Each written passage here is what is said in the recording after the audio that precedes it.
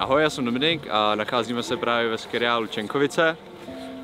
Máme tady třídenní lyžák pro děti z francouzského departmentu Réunion, kteří přijeli na výměnný pobyt do Lanškrouna a věnuje se jim tady poslední 3 dny na lyžích a jsou to děti, kteří životně neviděli sníh, tak je seznamově s tím, jak to vypadá u nás tady v Čechách. Kdy sníh napadne a snažíme se něco naučit.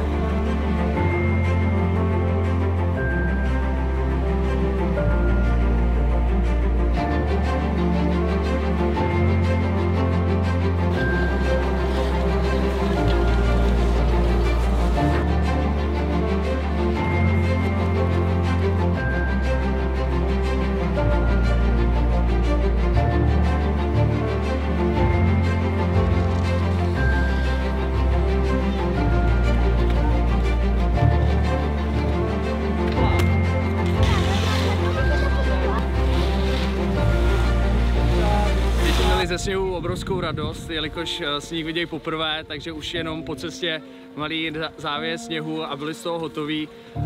Na sněhu si užívají, líbí se jim to, pokroky dělají lepší, než jsme čekali a je to super zatím.